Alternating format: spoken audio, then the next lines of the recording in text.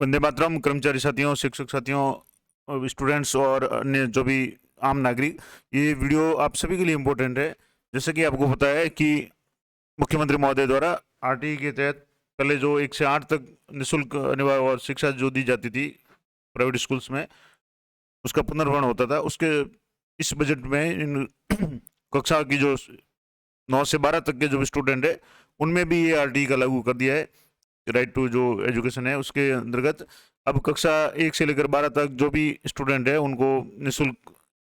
Admission private school में भी दिया जाएगा। और इसके लिए जो फीस पुनर्भरण का है वो भी आदेश जारी किया जा चुका है। इस संबंध में विस्तृत दिशा निर्देश क्या है उसके संबंध में मैं आज आपको जानकारी दूंगा। जैसे कि आप देख पा रहे हैं, कार्यालय निदेशक प्रारंभिक शिक्षा राजस्थान बीकानेर की तरफ से 18/4/2023 यानी 1-2 दिन पहले ही ये विस्तार से दिशा निर्देश जारी किए गए, जिसमें जिला शिक्षा अधिकारी मुख्यालय, माध्यमिक शिक्षा मुख्यालय समस्त जिलों को संबोधित किया गया है। इसका विषय है माननीय मुख्यमंत्री द्वारा 10/2/2023 को आरटीई यानी राइट टू एजुकेशन के अंतर्गत 1 से 8 तक निःशुल्क अध्ययनरत बालकों की कक्षा 9 से 12 तक निरंतर शिक्षा जारी रखने तथा उनकी इसके लिए उसकी जो फीस पुनर्भरण है उसके संबंध में जो आदेश है या दिशा निर्देश है। अब इसमें लिखा हुआ है कि उपयुक्त विषय अंतर्गत और प्रासंगिक पत्र के संबंध में लेख है कि माननीय मुख्यमंत्री द्वारा 10/2/2023 को की गई बजट घोषणा संख्या 33 के अनुसार निजी विद्यालयों में आरटीई के अंतर्गत निःशुल्क अध्ययनरत बालकों की कक्षा 9 से 12 तक पढ़ाई निरंतर जारी रखने और इसके लिए उनकी फीस पुनर्भरण किए जाने की घोषणा की गई है। यानी जो आरटीई का जो सिस्टम था वो पहले 1 से 8 तक लागू था, अब इसको बढ़ा करके 1 से 12 तक कर दिया गया है। तो इसके संबंध में उक्त घोषणा की क्रियान्विति के क्रम में 2022-23 में आरटीई के अंतर्गत गैर सरकारी विद्यालयों में कक्षा 8 में निःशुल्क अध्ययनरत बालकों की क्रमोन्नति उपरांत, यानी जो बालक अभी जैसे इस साल कक्षा 8 में अध्ययनरत है और आरटीई के तहत अध्ययनरत है, जिनकी फीस है वो राज्य सरकार द्वारा पुनर्भरण की जा रही है, तो उनको इस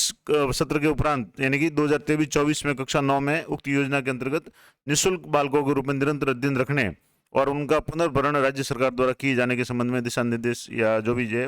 कार्रवाई की जानी है। अब क्या क्या दिशा निर्देश है, तो उक्त योजना शैक्षिक सत्र 2023-24 से संचालित की जाएगी। यानी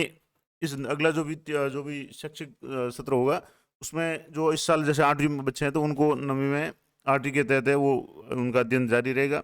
इस योजना में आरटी अधिनियम 2009 की धारा 12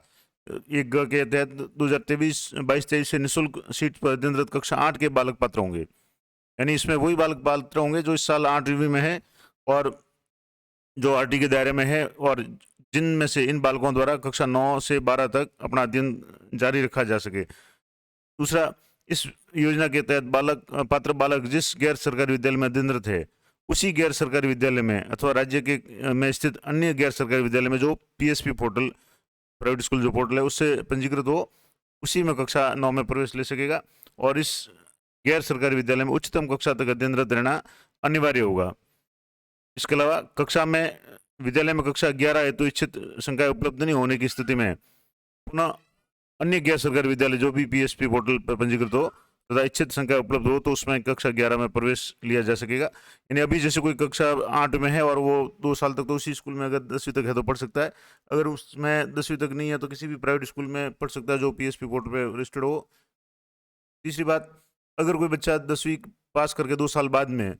वही बच्चा अगर 10वीं पास करके 11वीं में जाना चाहता है और उस विद्यालय में जैसे आर्ट्स है और वो साइंस लेना चाहता है, तो कोई भी निजी स्कूल जिसमें साइंस हो और पीएसपी पोर्टल पे वो पंजीकृत हो उस विद्यालय में भी वो प्रवेश ले सकता है। तो ये महत्वपूर्ण निर्देश थे। इसके अलावा कुछ और निर्देश है जिसमें इस योजना के तहत पात्र बालक द्वारा किसी गैर सरकारी विद्यालय में सामान्य विद्यार्थी के समान ही प्रवेश लिया जा सकेगा और बालक के प्रवेश लेने पर उक्त बालक का नाम स्वतः ही विद्यालय लॉगिन और जिला शिक्षा अधिकारी कार्यालय लॉगिन में इस योजना के तहत प्रदर्शित होगा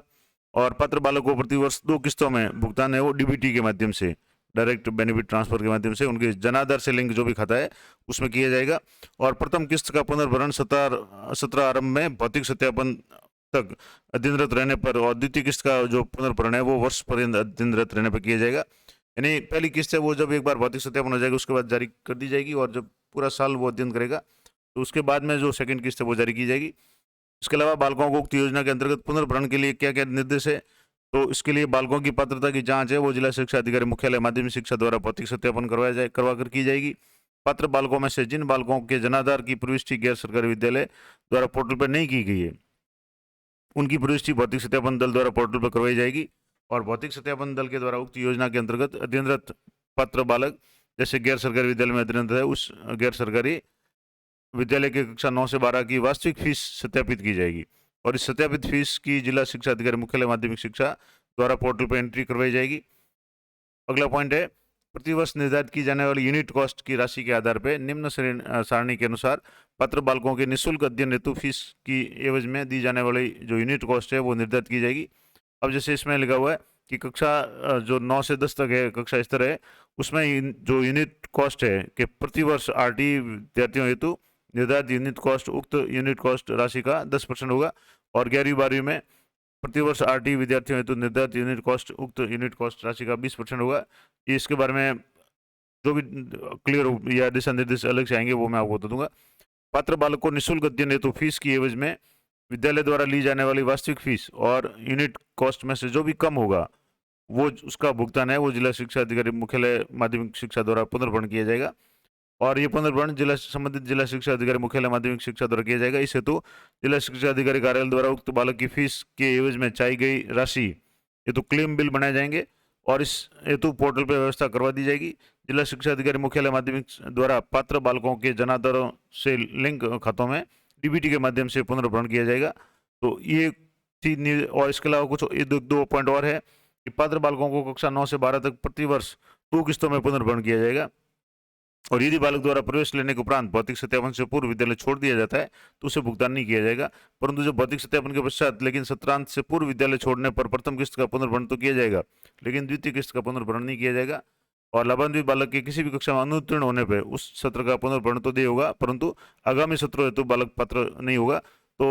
ये भी एक नियम है कि बालक का किसी भी कक्षा में अनुत्तीर्ण होना नहीं चाहिए और साल भर अध्ययनरत रहेगा तभी दोनों किस्तें मिलेगी। इसके अलावा योजना के तहत प्राप्त परिवेदनाओं का निस्तारण है वो जिला शिक्षा अधिकारी मुख्यालय माध्यमिक से संबंधित या कि जो इस संबंधित परिक्षेत्र के सीबीओ द्वारा किया जाएगा। अतः वर्ष सत्र 2023-24 में कक्षा 9 में उक्त योजना के अंतर्गत अध्ययन निःशुल्क अध्ययनरत बालकों का अध्ययन अनवरत रखने और उनका पुनर्भरण राज्य सरकार द्वारा किए जाने के संबंध में दिशा निर्देश के अनुरूप कार्रवाई करते हुए उक्त योजना के प्रचार हेतु गैर सरकारी विद्यालय संगठनों अभिभावक संगठनों से वार्ता कर उन्हें इस योजना के बारे में अवगत कराएं जिससे अधिक से अधिक बालकों को इस योजना से लाभान्वित किया जा सके। ये निदेशक महोदय का जो आदेश है और ये इसमें नीचे जो साइन है सहायक निदेशक आरटीई के जो भी है वो भी साइन है। इस तरीके से ये जो महत्वपूर्ण दिशा निर्देश थे कि बजट घोषणा के अनुसार अब कक्षा 1 से लेकर 12 तक के छात्रों का आरटीई के तहत निःशुल्क जो भी प्रवेश होगा निजी विद्यालयों में और